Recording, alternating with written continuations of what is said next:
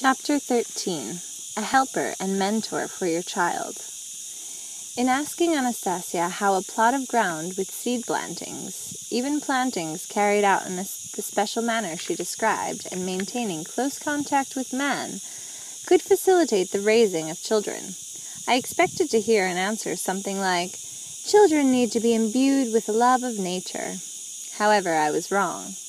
What she actually said was amazing both in its simplicity of argument and in the depth of its philosophical implications. Nature and the mind of the universe have seen to it that every new man is born a sovereign king.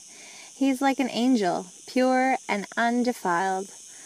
Through the still soft upper part of his head, he takes in a huge flood of information from the universe. The abilities inherent in each newborn child are such as to allow him to become the wisest creature in the universe, godlike. It takes him very little time to bestow grace and happiness upon his parents. During this period, amounting to no more than 9 Earth years, he becomes aware of what constitutes creation and the meaning of human existence. And everything that he needs to accomplish this already exists. Only the parents should not distort the genuine natural structure of creation by cutting the child off from the most perfect works in the universe. The world of technocracy, however, does not allow parents to do the right thing. What does an infant see with his first conscious glance around? He sees the ceiling, the edge of his crib, some patches of fabric, the walls, all attributes and values of the artificial world created by a technocratic society. And in this world he finds his mother and her breasts. This must be the way things are, he concludes. His smiling parents offer him toys and other objects that rattle and squeak, as though they were priceless treasures. Why? He will spend a long time trying to make sense of this rattling and squeaking. He will try to comprehend them both through his conscious mind and his subconscious. And then these same smiling parents will try wrapping him up in some kind of fabric, which he finds most uncomfortable. He will make attempts to free himself, but in vain. And the only means of protest he has at his disposal is a cry of protest, an appeal for help, a cry of rebellion. And from that moment on, this angel and sovereign becomes an indigent slave, begging for handouts. One after another, the child is presented with the accoutrements of an artificial world. He is rewarded for his acceptance by some new toy or item of clothing. And along with this, the thought is drummed into him that these are the dominant objects in the world where he has arrived. Still in his infancy, despite his status as the most perfect being in the universe, he is pandered to and treated as an imperfect creature. Even in those institutions you consider educational, where again he is constantly reminded of the values of this artificial world.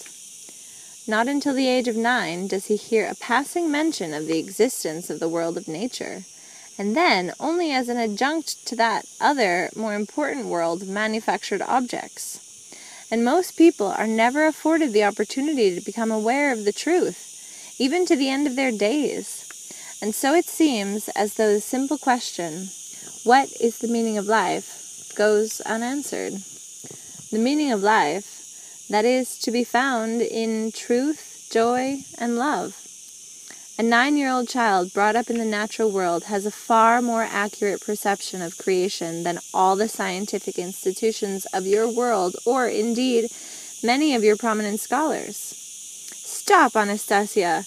You probably have in mind a knowledge of nature, assuming his life proceeds along the same lines as yours. Here I can agree with you. But think, today's man is obliged, rightly or wrongly, that is another question, but he is obliged to live specifically in our technocratic world, as you call it. Someone brought up as you propose will certainly know nature and have a feeling for it, but in everything else he will be an utter ignoramus. Besides, there are other sciences like mathematics, physics, chemistry, or simply just knowing about life and its societal manifestations. For someone who has learnt at the right time about what constitutes creation, those things are mere trifles. If he wants, or considers it necessary to prove himself in some scientific field, he will easily surpass all others. How could that happen so quickly? Man, in the world of technocracy, has never yet invented anything that is not already present in nature. Even the most perfect manufactured devices are but a poor imitation of what exists in nature. Well, that may be, but you promised to explain how a child could be raised and his capabilities developed in our conditions. Only talk about this in a way I can understand, using concrete examples. I shall try to be more concrete, replied Anastasia. I have already visualized situations like this, and have tried to hint to one family what they should do, only there was no way they could have grasped the crucial point and asked their child the proper questions. These parents turned out to have an unusually pure, talented child who could have brought tremendous benefit to the people living on Earth. So, these parents arrive with this 3-year-old child at their dacha plot and bring along his favorite toys, artificial toys which displace the true priorities of the universe. Oh, if only they had not done that. Just think, the child could have been occupied and entertained with something far more interesting than senseless and even harmful interactions with manufactured objects. First of all, you should ask him to help you.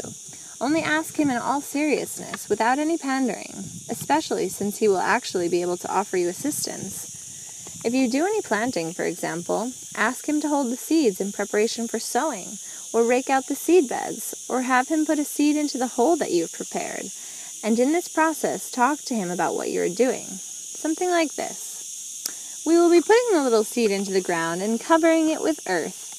When the sun in the sky shines and warms the earth, the seed will get warm and start to grow. It will want to see the sun, and a little shoot will poke its head out of the earth, just like this one. At this point, you can show him some little blade of grass. If the seed likes the sunshine, it will grow bigger and bigger, and maybe turn into a tree or something smaller like a flower. And I want it to bring you tasty fruit, and you will eat it if you like it. The little shoot will prepare its fruit for you.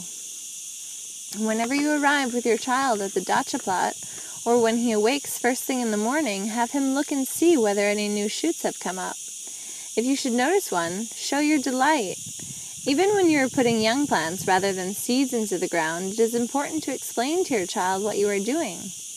If you are planting tomato seedlings, for example, let him hand you the stalks one by one. If a stalk should inadvertently break, take the broken stalk into your hands and say, I do not think this one will live or bear fruit since it's broken, but let's try planting it anyway. And plant at least one of the broken ones right along with the others. A few days later, when you visit the seedbed again with your child, and the stalks have firmed up, point out the broken withering stalk to your little one and remind him that it was broken during the planting. But do not use any preaching tone of voice in doing so. You need to talk with him as an equal. You should bear in mind the thought that he is superior to you in some respects. In the purity of his thought, for example, he is an angel.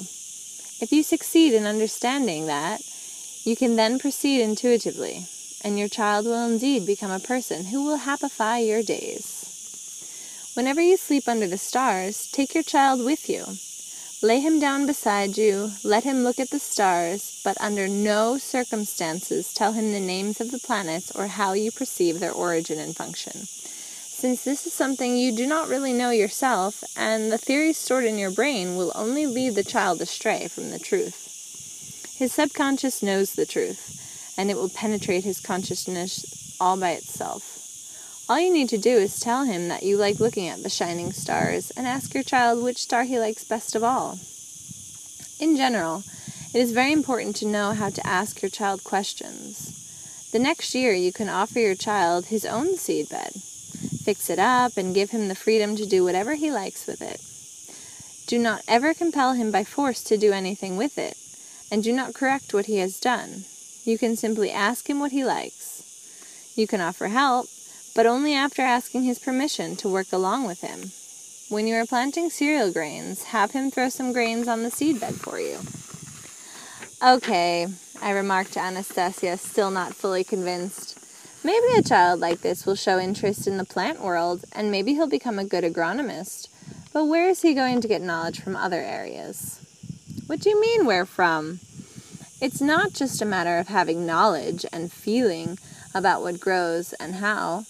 The main thing is that the child is starting to think, analyze, and cells are awakening in his brain which will operate throughout his life. They will make him brighter and more talented compared to those whose corresponding cells are still dormant. As far as civilized life goes, what you call progress, he may well turn out to be a superior in any field of endeavor. All the more so since the purity of his thought will make him an exceptionally happy person. The contact he has established with his planets will allow him to constantly take in and exchange more and more information. The incoming messages will be received by his subconscious and transmitted to his consciousness in the form of many new thoughts and discoveries. Outwardly, he will look like everyone else, but inwardly, this is the kind of man you call a genius. Chapter 14. Forest School. Tell me, Anastasia, is this the way your parents brought you up? She responded after a brief pause, during which I gathered she was recollecting her childhood. I remember practically nothing of my papa or mama in the flesh. I was brought up by my grandfather and great-grandfather pretty much as I have explained to you. But, you see, I myself had a good feeling very early on for nature and the animal world around me. Perhaps I was not aware of all the details of how it operated, but that is not the important thing when one has a feeling for it. Grandfather and great-grandfather would approach me from time to time and ask questions and expect me to answer them.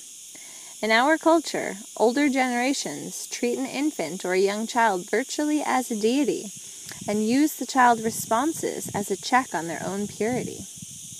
I began asking Anastasia to recall some of the specific questions and answers. She smiled and told me, "Once I was playing with a little snake. I turned around, and there were grandfather and great-grandfather standing right beside me, smiling. I was very delighted, since it was always interesting being with them. They are the only ones who can ask me questions, and their hearts beat in the same rhythm as mine. But with animals, it is different." I ran over to them. Great-grandfather bowed to me, while grandfather took me on his knee. I listened to his heart beat, and I fingered the hairs on his beard as I examined them. Nobody spoke. We were thinking together, and it was good that way. Then grandfather asked me, "Tell me, Anastasia, why do you think my hair grows here and here," pointing to the top of his head and his beard, "and not here," pointing to his nose and forehead? I touched his nose and forehead, but no reply was forthcoming. I could not give an unthinking answer. I had to understand it. The next time they came, grandfather again said, "Well, I am still thinking why my hair grows here and not here," again indicating his nose and forehead. Great-grandfather looked at me seriously and attentively.